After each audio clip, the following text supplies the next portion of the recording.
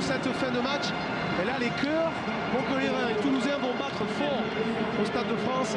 Il va falloir beaucoup de lucidité, de sang-froid et aussi un engagement maximum pour aller chercher ce trophée, ce bouclier de Brennus. Ouais, dernier changement pour l'instant pour Montpellier, avec Figalo qui est sorti et Lelema Lefaga rentré à sa place. Ouais, on va le surnommer Nems, hein, c'est son surnom du côté de Montpellier. Ce sera plus facile pour nous tous. Oh, une énorme bombe encore de Médard. Deux coups de pied en l'espace de 5 minutes qui sont décisifs pour Toulouse. Benjamin Thierry, il faut qu'il trouve une bonne touche là pour les Montpelliérains. Revenir dans le camp du Stade Toulousain. Elle est difficile cette fin de match pour Montpellier. On a parlé de l'expérience de Toulouse face à la jeunesse de Montpellier. Pour l'instant, les Toulousains qui ont l'habitude de ces grands événements, qui ont l'habitude de devoir parfois renverser des situations. Toulouse a mis la main pour l'instant dans cette deuxième mi-temps sur ce match, est revenu progressivement pour prendre l'avantage. C'est évident que le Stade Toulousain n'était pas au mieux. Ils ont été dominateurs sans pour autant concrétiser. Et là maintenant ils sont dans une situation plutôt avantageuse. Mais attention quand même à Montpellier. Aïe, le plaquage haut. Plaquage haut signalé. Ils se mettent à commettre des fautes, les Montpelliérains.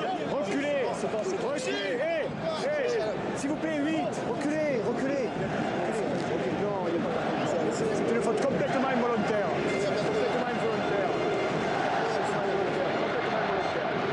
Monsieur Péchamber, impeccable, très diplomate. À noter quand même le bon travail aussi de Thierry Duchautoir, le capitaine, qui vient calmer ses coéquipiers parce qu'il sait aussi qu'il va bénéficier de cette pénalité à un moment clé du match. Et là on va chercher la touche, mais le choix de Guinoves c'était d'essayer de prendre les points. Hein. Lui il aurait préféré qu'on prenne les points. Oui, parce que maintenant c'est des balles de match hein, qui s'annoncent pour les deux équipes. 2 points d'avance pour le Stade Toulousain, qui est en bonne position avec un lancer à suivre pour Virgile Lacombe sur la ligne des 22 mètres de Montpellier. Montpellier qui ne touche plus le ballon dans cette deuxième période. Et il manque complet. Alors, est-ce que les Toulousains vont partir sur un ballon porté? Est-ce qu'ils vont jouer en déviation? Non, voilà. On repart sur du simple, du basique, avec les avants, histoire de se rassurer en cette fin de partie. Et les Montpelliérains qui font l'effort en défense, mais ça ne peut pas suffire. C'est dur pour reprendre la possession du ballon. Ouais, surtout que là, vous voyez, on n'est pas dans des phases réellement glamour. Hein. On n'est pas dans de l'esthétique, dans des beaux mouvements d'envergure, mais on est plutôt dans de l'affrontement. Et la tentative de drop peut-être de Bézi. Globalement, pour être honnête, cette finale n'est pas glamour, mais elle a le mérite de maintenir le suspense. Bézi, oh la quille, elle est très bien tapée, il faut se parler à la réception. Monsieur Péchambert qui laisse jouer. Et c'est Fritz. Ouais, pour les Toulousains qui a récupéré ce ballon, avantage. Oh là là, ça sent mauvais pour Montpellier. Doussin, un petit peu gourmand encore. Et il en veut. Bonne initiative. Nyanga, la puissance du banc du Stade Toulousain qui est en train de faire des ravages. Il pire de le remplaçant. Bonne défense. Le remplaçant, hein. Lacombe aujourd'hui, très gros match. Monsieur Péchambert qui revient à la pénalité pour les joueurs du Stade Toulousain. Ouais, là ça sent un mini break. Alors il y aura pénalité, avantage aux Toulousains. Voilà, double peine. Double peine. Pénalité, carton jaune. Oh, c'est très dur pour cette valeureuse équipe de Montpellier. Benoît Payotte qui laisse ses partenaires une nouvelle fois 14 contre 15, comme lors du match du barrage, comme lors de la demi-finale. Montpellier, son indiscipline qui commence à coûter cher. Scrella n'a pas été en réussite dans ce match, il a laissé 15 points, mais Montpellier est trop pénalisé pour gagner une finale de championnat, hein. Franchement. À ce niveau-là, c'est certain, hein, le match n'est pas terminé, il reste encore du temps pour les Montpelliérains pour revenir. Mais cette sortie de Benoît Payotte va être préjudiciable parce qu'il évolue à un poste essentiel, poste de demi-mêlée, le lien entre les avants et les trois quarts. Ça risque de déstabiliser le Montpellier qui doit aussi faire le jeu maintenant. Nicolas Bézi une nouvelle fois. Il est à 15 mètres des perches. 2 sur 2 pour lui. Toulouse 15, Montpellier 10. 5 points d'avance pour les Toulousains. C'est du délire place du Capitole. Eh oui, jusqu'à présent, les Toulousains étaient en difficulté. Ils sont en train de faire la différence dans ces dernières minutes. La question maintenant, Raphaël, les Montpelliérains sont-ils capables de reprendre la possession du ballon et d'essayer d'aller marquer un essai, parce qu'il faut un essai maintenant à Montpellier? Il leur faut un coup de folie. Un coup de folie, un ballon récupéré. Et derrière, 2-3 options de jeu, ça peut être faisable. Ouais, c'est pas le cas en tout cas sur ce renvoi. Ballon une nouvelle fois récupéré par les Toulousains. Doussin qui prend son temps évidemment. 5 minutes à jouer, 5 points d'avance pour Toulouse. Bézi loin devant évidemment.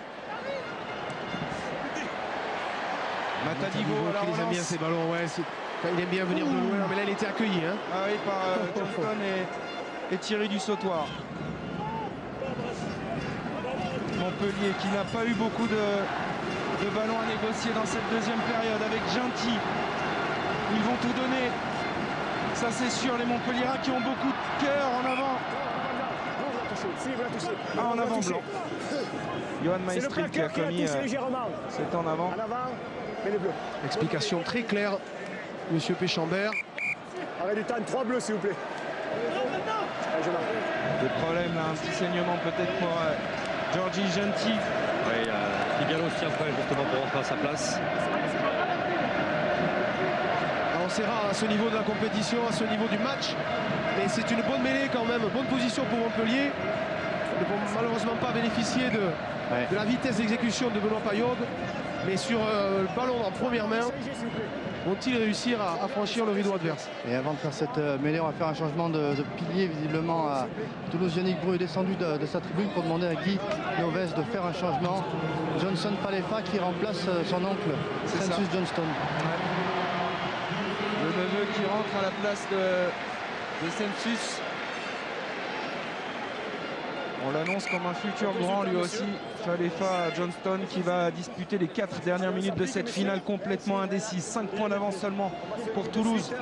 On promettait l'enfer à Montpellier. Montpellier a souvent et très longtemps mené cette finale mais est en train de craquer dans cette fin de match. Attention, il reste du temps. Attention, tous les 3 quarts de Montpellier sont dans la ligne d'attaque, prêts à lancer l'offensive. Ouais, mais il faut bien négocier cette mêlée et pour l'instant ça s'écroule. Gentil est en souffrance, il n'en peut plus.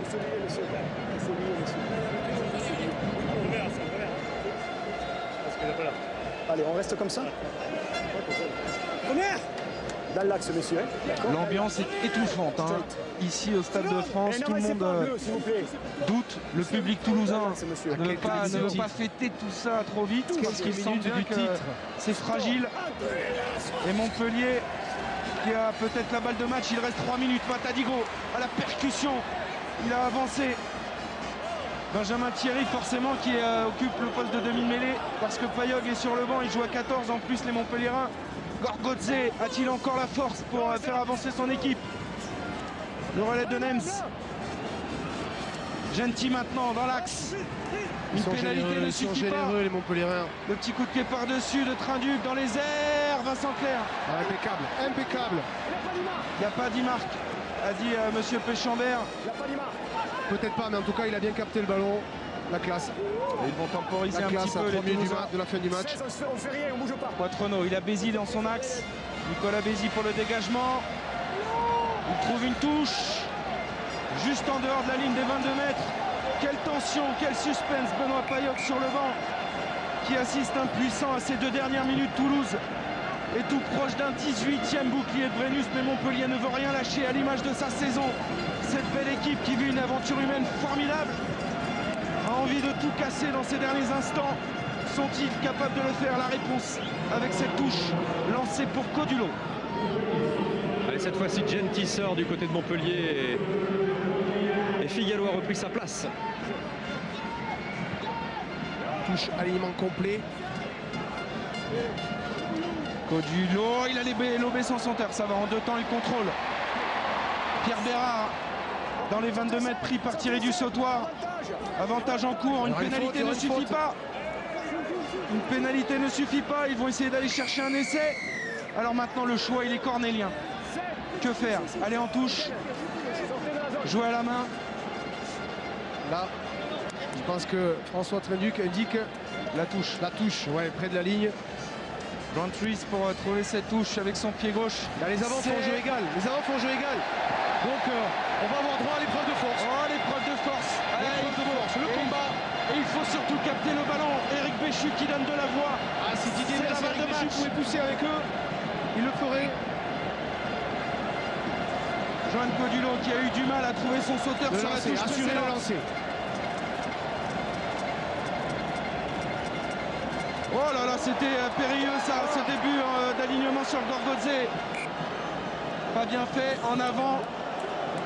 Ah, il a choisi une option quand même qui était très audacieuse. Avec, il a choisi la Ibanez, je vais vous dire. Oui, mais il aurait peut-être fallu refaire reculer le bloc défensif toulousain. Parce que là, il y avait quand même beaucoup de monde dans le trafic en début d'alignement. Margot Chamarin qui remporte le jeu du côté de la Gironde. Benoît Payog qui assiste sur le banc aux derniers instants de cette finale. Balle de match. Mêlée à 5 mètres pour Montpellier. Introduction Benjamin Thierry, l'arrière du MHR qui fait office de demi-mêlée.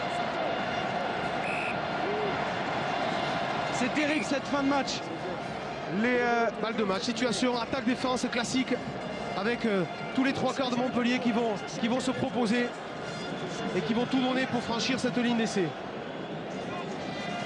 Est-ce que Montpellier est capable de le faire comme la Voulte des frères Cambert-Abéron en 1970, seul club à avoir réussi à gagner le bouclier de Brennus dès sa première participation en finale. Ils ont été souvent devant, ils vont jouer au large. Le ballon est sorti. Ouais, ça va être dur. Ça va être dur pour les Montpelliérains. Châtier sur la zone de ruck. Ils reculent. C'est la panique dans le camp de Montpellier. Ils ont la dernière possession. Mais les Toulousains donnent tout dans cette fin de match. Benjamin Thierry, dernière possession, grand triste pour Bérard. Il est isolé sur le long de la ligne de touche. Il va le conserver. Les Toulousains sont en place défensivement. Thierry pour son pilier Lélé Malefaga. Thierry à nouveau, position de hors-jeu, avantage pour les Montpelliérains. C'est pas terminé ce match. Ils vont essayer de jouer l'avantage avec Pierre Bérard. Monsieur Péchambert qui a toujours le bras tendu. Prolonge le plaisir et le suspense. Oui, et les avants qui travaillent. Ils travaillent à l'image de cette saison incroyable qu'ils ont accompli. Voilà, il revient à l'avantage. Alors là, c'est simple, on peut pas aller en touche, il faut tout jouer à la main. Tout jouer à la main, la Chistera là pour François Tranuc qui navigue. Il a perdu le ballon, c'est fini, c'est cruel pour Montpellier. Mais c'est le 18e bouclier de Brennus pour le Stade Toulousain, mené pendant quasiment 1 heure dans cette finale. La grimace de Fabien Galtier qui est passé tout près d'un succès historique.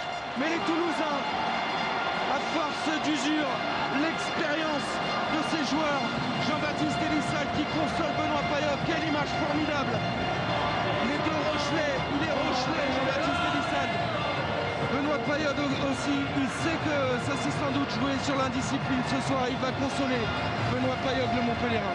Beaucoup de respect entre ces deux équipes qui nous ont fait quand même de très beaux finalistes. Montpellier, un parcours exceptionnel tout au long de la saison et qui vient mourir à quelques minutes du bonheur. Et puis le Stade Toulousain, le grand Stade Toulousain, qui n'était pas forcément en pleine mesure de ses moyens, et qui finalement l'emporte avec beaucoup de maîtrise. Allez-y. Yannick, pas forcément le match le plus glamour, c'était pas forcément rock'n'roll, mais au bout, il y a le plan shot et il y a le titre. Ah non, c'est clair, c'est le plus important. Je ne sais pas si ça reflète la valeur du match, mais sur la saison, je pense qu'on le mérite.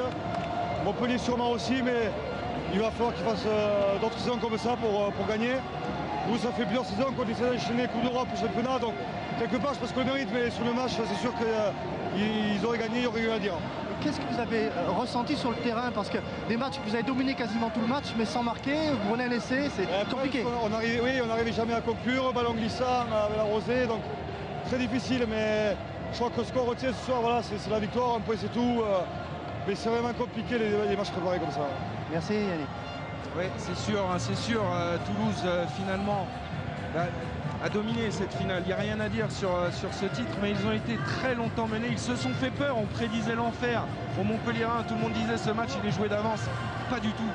Montpellier a tenu bon et Toulouse a dû s'arracher pour aller chercher ce bouclier. C'était beau de voir les Montpelliérains entrer dans ce match avec autant de courage, autant d'appétit.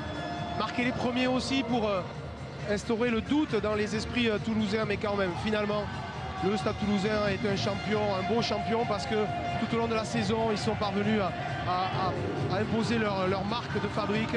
Ce match, aujourd'hui, concrétise les efforts de toute une saison pour tous ces joueurs. Elles sont sympas ces images. Lui, Picamol, lui, l'enfant de Montpellier formé au club.